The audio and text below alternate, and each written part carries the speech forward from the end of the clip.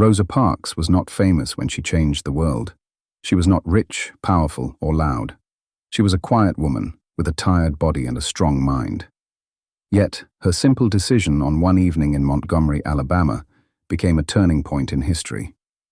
Rosa Louise McCauley was born on February 4, 1913 in Tuskegee, Alabama. She grew up in a deeply segregated society where Black Americans were treated as second-class citizens. From a young age, Rosa saw injustice everywhere. She saw separate schools, separate buses, and separate lives. But she also learned something important from her family: dignity.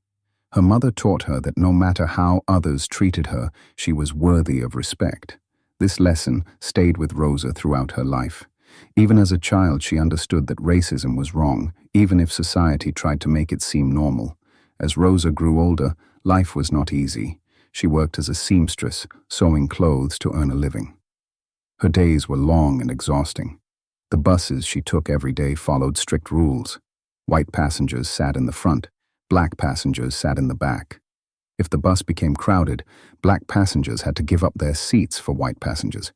This rule was humiliating and painful, but it was the law. Many people followed it out of fear. Some followed it because they felt powerless.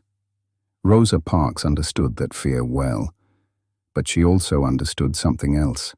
Change never begins with comfort. On December 1st, 1955, Rosa Parks boarded a bus after a long day at work. She paid her fare and sat in the section reserved for Black passengers. At first, everything was normal. Then the bus filled up. The driver demanded that Rosa and 3 other Black passengers give up their seats for white passengers. The others stood up. Rosa did not. She was not shouting. She was not angry. She was calm.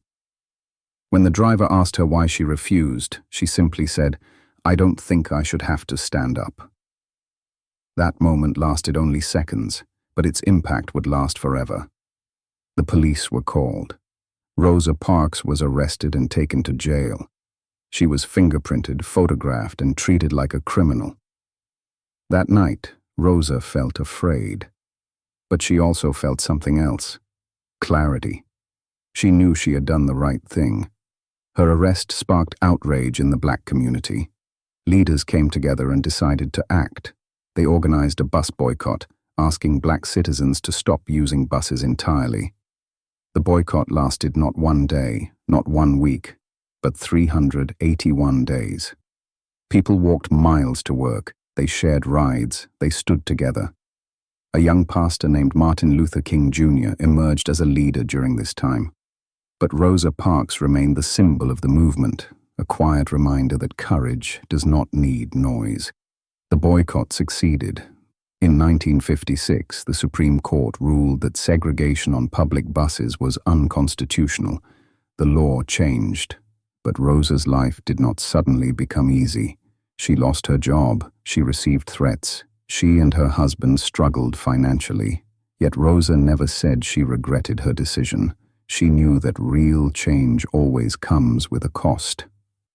In the years that followed, Rosa Parks continued to fight for justice. She worked with civil rights leaders, supported voting rights, and spoke to young people. She reminded them that freedom is not given, it is claimed. Rosa Parks lived to see her courage recognized. She received the Presidential Medal of Freedom and the Congressional Gold Medal. But if you asked her, she would not say she was a hero. She would say she was simply tired of being treated unfairly. Rosa Parks died in 2005, but her story lives on. Her legacy teaches us a powerful lesson. You do not need power to create change. You need courage. You need self-respect. And sometimes all it takes to change the world is the courage to remain seated.